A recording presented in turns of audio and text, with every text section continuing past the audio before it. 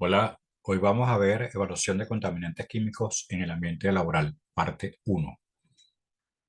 El contenido de las charlas, en la primera parte vamos a ver los conceptos de peligro, riesgo, factores de riesgo y materiales peligrosos.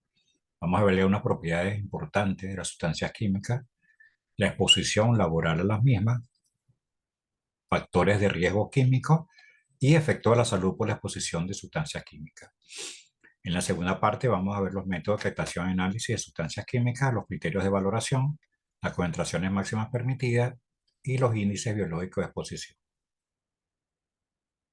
Bueno, ¿cómo definimos peligro, riesgo, factores de riesgo y materiales peligrosos?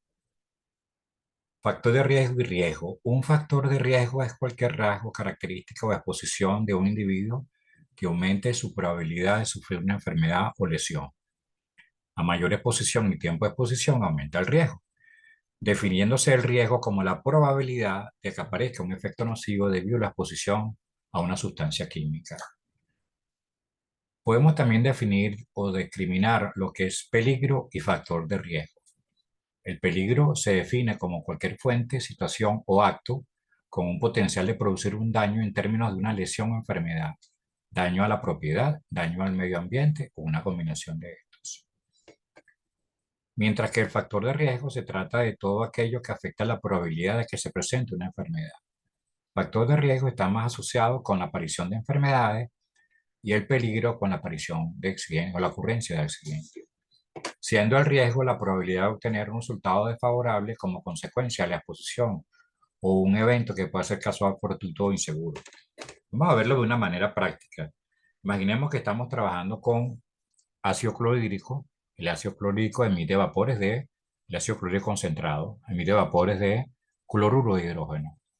Entonces nosotros podemos sufrir un accidente si trabajamos mal con el ácido clorhídrico.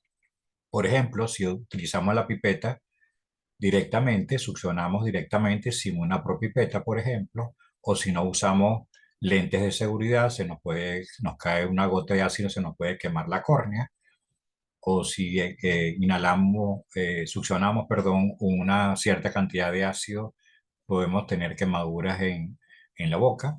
Eso sería un accidente. Mientras que si respiramos durante muchos años o durante un periodo de tiempo determinado vapores de cloruro de hidrógeno, podríamos terminar con una enfermedad respiratoria tipo un enfisema o algo para el estilo. Entonces, esa es la diferencia entre peligro y riesgo, y vemos que un agente puede ocasionar ya sea un accidente o puede conducir a una aparición de una enfermedad. ¿Qué se denomina materiales peligrosos? Bueno, la peligrosidad de las sustancias químicas va a depender, de acuerdo a la Organización de las Naciones Unidas, tiene esta clasificación, ya sea explosivas, gases, líquidos, sólidos, oxidantes, venenos, reactivos y corrosivos. Las sustancias peligrosas son aquellos elementos químicos, compuestos o mezclas, tal como se presentan en estado natural o como se producen en la industria que origina. Riesgo para la salud al causar efectos agudos inmediatos o efectos crónicos en la salud de las personas o seres vivientes expuestos. Riesgo por las propiedades físico-químicas al ocasionar incendios, explosiones o descomposiciones violentas en presencia del calor, oxígeno, agua y otras. La toxicidad se define como el potencial que tiene una sustancia para afectar adversamente la salud de los humanos y seres vivos a través de lesiones reversibles o irreversibles, poniendo en peligro su vida o causando la muerte. Aquí vemos las distintas características de las sustancias químicas, que son factores de peligrosidad que dependen de las características físico-químicas, de la manera como se manipula, de factores externos como el calor, una chispa y de la presencia de materiales incompatibles entre sí. En conclusión, los materiales peligrosos son sustancias, compuestos, residuos, mezclas de ellos que independientemente de su estado físico representan un riesgo para el ambiente, la salud o los recursos naturales por sus características corrosivas, reactivas, explosivas, tóxicas o inflamables, que las primeras letras da este acrónimo llamado CRETI: corrosivo, reactivo, explosivo, tóxico e inflamable. Muy bien, vamos a ver algunas propiedades de sustancias químicas que son relevantes para lo que vamos a ver más adelante. Una de esas propiedades es la densidad. La densidad representa cuán juntos o separados se encuentran los átomos de la molécula de una determinada sustancia. Entonces observamos que en el estado gaseoso sí están bastante separadas, en el estado líquido están mucho más unidas y en el estado sólido bastante más unidas, definiéndose la densidad como la masa entre el volumen. Por supuesto, en un gas cuyo volumen es más alto, si este denominador es mayor que en un líquido, entonces su densidad va a ser menor. ¿Por qué es importante manejar la densidad? Porque, por ejemplo, si estamos trabajando en un ambiente como estos, en espacios confinados, ya sea un tanque, ya sea una tanquilla, etcétera, usualmente se generan gases en estos espacios. En un tanque, por ejemplo, pueden haber gases volátiles, perdón, compuestos volátiles, solventes, etcétera. Y en las tanquillas, por producto de la descomposición anaerobia de la materia orgánica, se puede generar H2S, metano, etcétera. Y entonces aquí observamos la diferencia de densidad de los gases. Por ejemplo, el metano es más ligero que el aire. El monóxido de carbono tiene la misma densidad que el aire, mientras que el ácido sulfídrico o el sulfuro de hidrógeno más propiamente es más pesado que el aire y se mantiene entonces la parte baja. Entonces, si nosotros vamos a trabajar en un área, en un espacio confinado, deberíamos hacer un muestreo de gases a lo largo de toda la columna de aire, porque entonces la composición de esta atmósfera interna va a ser diferente dependiendo de los gases que estén presentes. ¿Qué es la presión de vapor? La presión de vapor es la presión ejercida por un vapor sobre su estado líquido cuando ambos están en estado dinámico. Es decir, si tenemos un líquido, ese líquido van a haber moléculas de ese líquido que van a pasar a la fase de vapor y vamos a tener un equilibrio entre la concentración de ese compuesto en la fase de vapor y la concentración de ese compuesto en la fase líquida.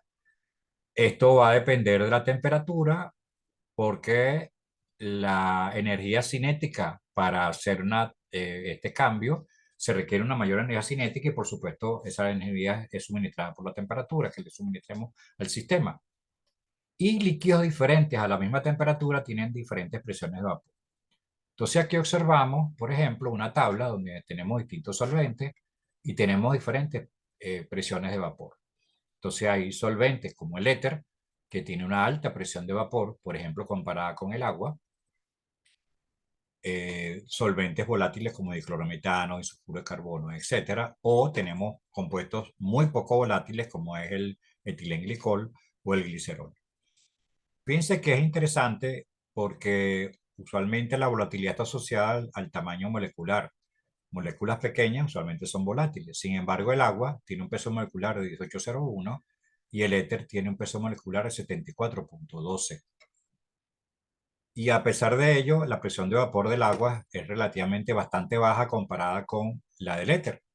Y eso se debe a que no es solamente el peso molecular lo que influye, sino en este caso son los enlaces de hidrógeno que tiene el agua. Eso hace que presente un calor latente de vaporización alto comparado con el éter.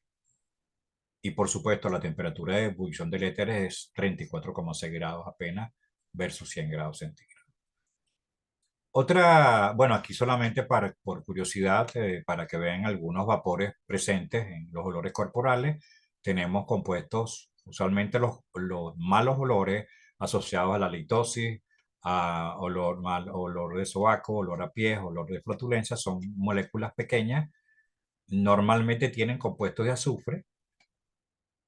En este caso son, por ejemplo, mercaptano o a veces son disulfuros, etcétera, ¿no? Otro concepto importante es la solubilidad. La solubilidad, entonces tenemos que hablar de la presencia de un disolvente y la presencia de un soluto. Y ese soluto, entonces ese disolvente va a permitir que ese soluto se disuelva dentro de su seno. Ese soluto puede permanecer como una molécula como tal, es decir, si nosotros disolvemos azúcar, que es sacarosa, un dímero formado por glucosa y fructosa, vamos a observar, si pudiéramos observar con algún tipo de metodología las moléculas, vamos a observar que las moléculas de sacarosa están íntegras como tal, están disueltas en ese medio. Si es, en el caso que el solvente sea agua, están solvatadas por el agua. Pero hay solutos que tienen la propiedad de fraccionarse o de ionizarse. Es decir, si nosotros agregamos cloruro de sodio, entonces no vamos a tener cloruro de sodio como tal. Vamos a tener iones sodio e iones cloruro que están solvatados por moléculas de agua. Entonces, depende del tipo de compuesto, mientras, por supuesto, los compuestos iónicos tienen una gran diferencia de, de carga entre los dos átomos, lo que hace que se vean favorecidos esa ionización en el agua. Vamos a observar también compuestos, entonces la solubilidad está asociada con la característica de polaridad del solvente. Es decir, vamos a tener solventes polares. Los solventes polares van a disolver solutos polares, mientras que los solventes no polares disuelven solutos no polares. Y si mezclamos solventes y solutos de polaridad diferente, tienden a separar su fase. El agua, entonces aquí está la máxima de igual disuelve igual, y por supuesto el agua es un solvente polar, mientras que el aceite es un solvente no polar.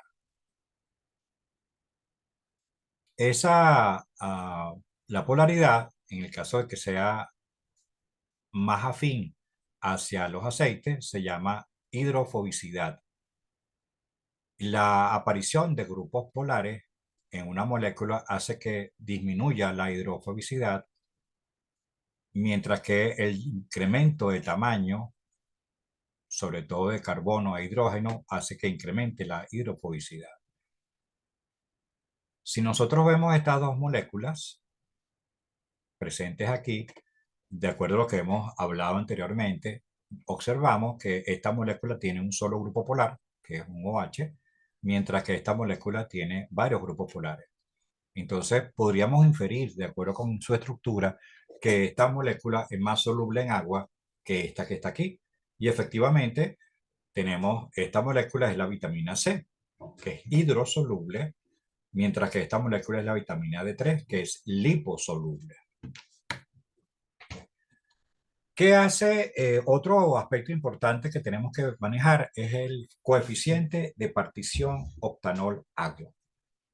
El coeficiente de partición octanol-agua lo que nos permite es el octanol es insoluble en agua, y si tenemos un compuesto X, un soluto, un químico X, y lo añadimos a esta mezcla, este soluto se va a disolver dependiendo de sus características, si es liposoluble o es hidrosoluble, va a estar en una de estas dos fases, va a estar en las dos fases, pero va a estar en una de ellas en mayor concentración.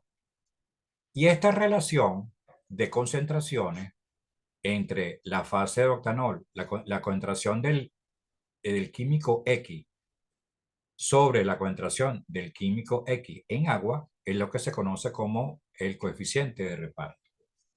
Vamos a ver un ejemplo aquí. El compuesto X tiene una concentración en octanol de 2 por 10 a la 5 microgramos por litro, mientras que la concentración en agua es de 2 microgramos por litro. Esta relación nos da 10 a la 5. Es decir, entonces de aquí deducimos, por supuesto, que el compuesto X es hidrofóbico, fuertemente hidrofóbico, porque su concentración en agua es sumamente baja.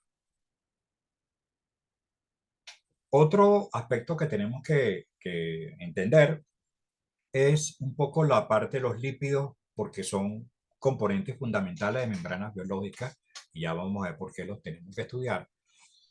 Los lípidos son básicamente ésteres de ácidos grasos.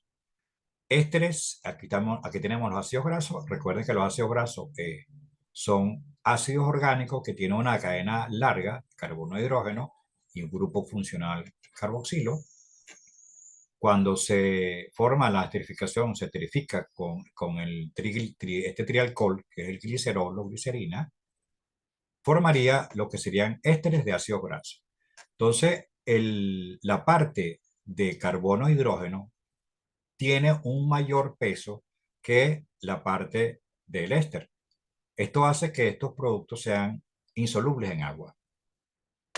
Puede ser que esta cadena sea saturada, puede que tenga alguna insaturación o puede ser que tenga varias insaturaciones.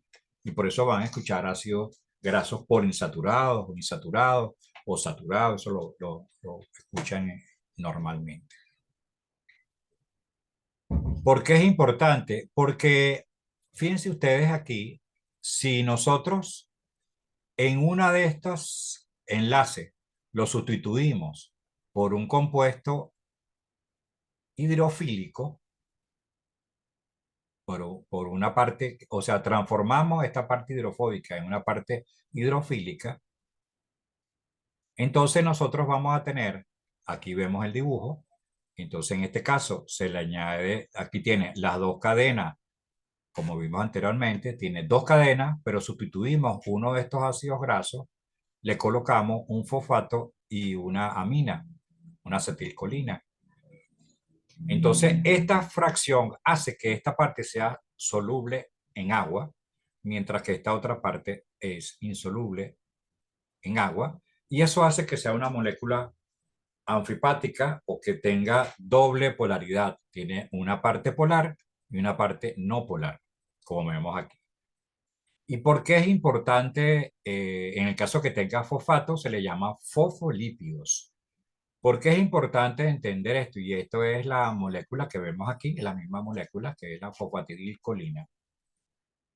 ¿Por qué es importante? Bueno, porque las membranas celulares están constituidas por fosfolípidos. Entonces, los fosfolípidos, como acabamos de mencionar, van a tener una parte no polar con la cual ellos interactúan entre sí y exponen la parte polar hacia el agua. Es decir, ellos entonces van a interactuar, cualquier solvente hidrofóbico va a interactuar con la parte no polar de las membranas y tendría la capacidad de desordenar esas membranas y por lo tanto hacer daño a lo que es la célula como tal. Esto que ven aquí son moléculas de colesterol que están intercaladas. El colesterol es hidrofóbico y entonces interactúa con la parte hidrofóbica de los fosfolípidos. Entonces, para determinar la peligrosidad y los riesgos de las sustancias químicas, se deben conocer cuáles son las propiedades físicas y químicas de la sustancia que puedan favorecer su movilización desde la fuente que la generan hacia los posibles receptores. Entre las propiedades que inciden en la peligrosidad está la presión de vapor, porque determina su volatilidad, su solubilidad en agua, su coeficiente de reparto octanol-agua, que permite conocer su capacidad de penetrar a través de las membranas biológicas y de acumularse en el tejido adiposo.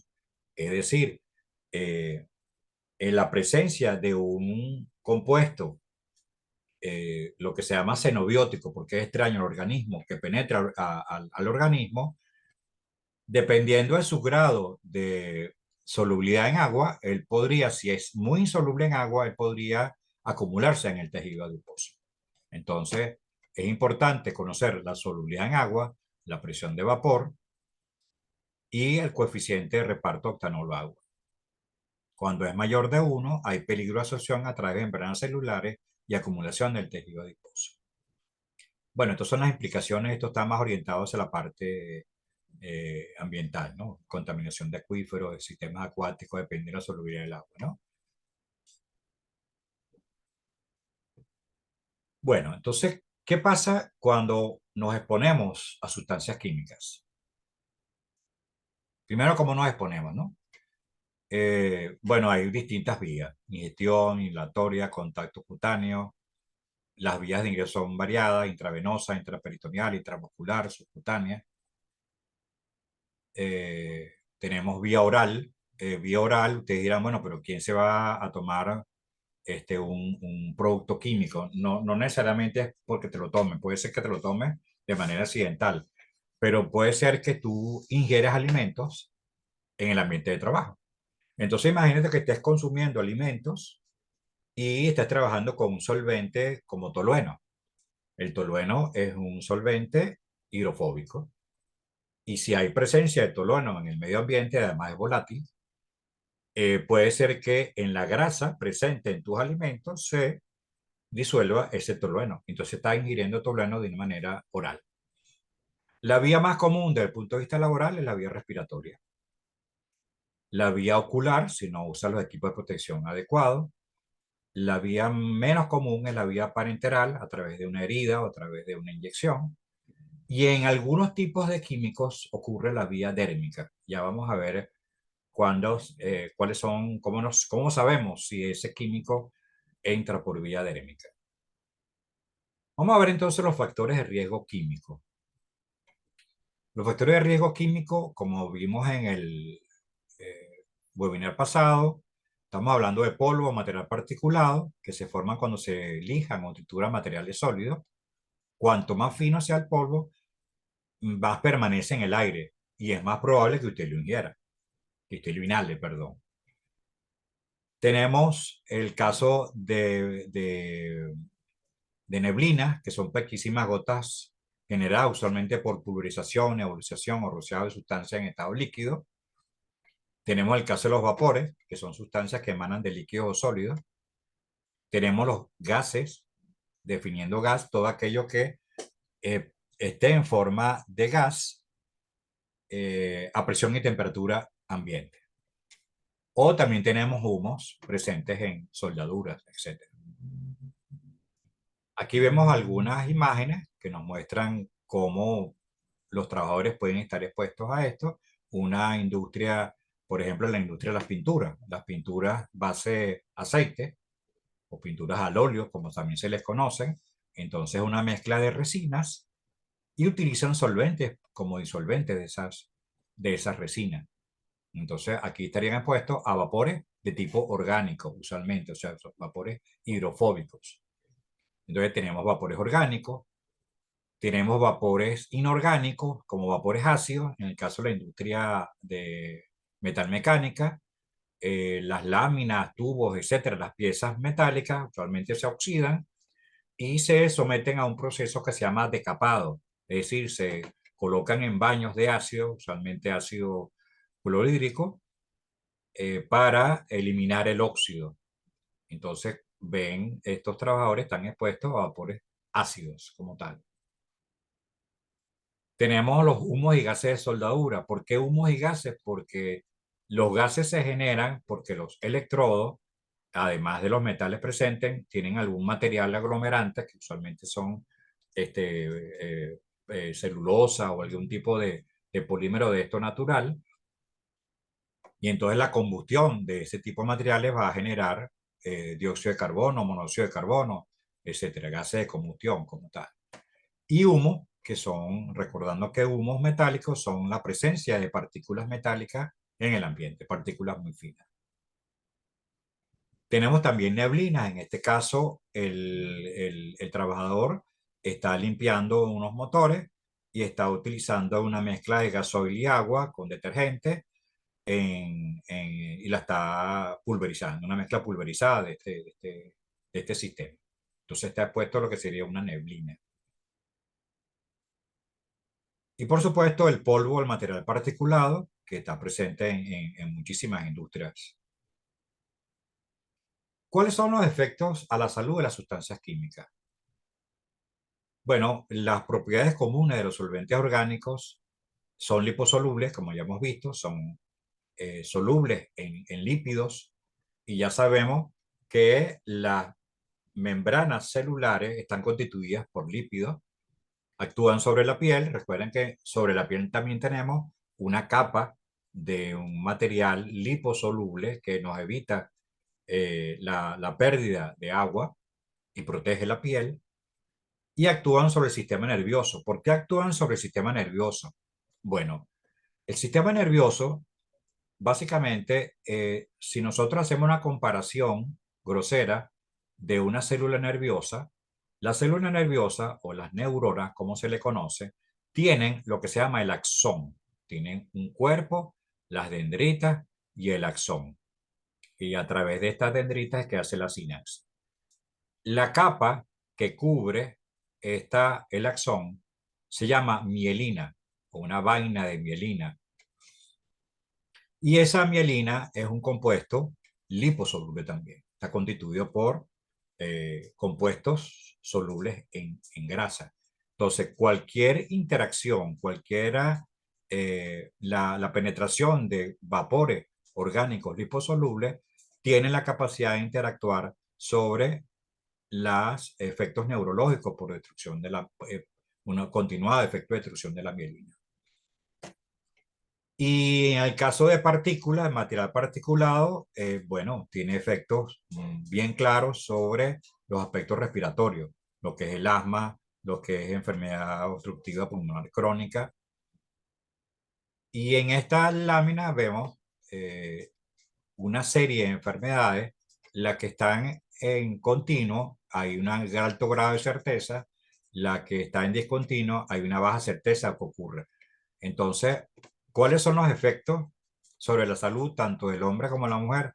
Bueno, enfermedades tiroideas, está comprobado, incrementa los niveles de colesterol, se sospecha que haya cáncer de mama, certeza que hay cáncer daños al hígado, daños al cáncer de riñón, se sospecha que hay enfermedades tipo colitis ulcerativa, inflamación de los intestinos,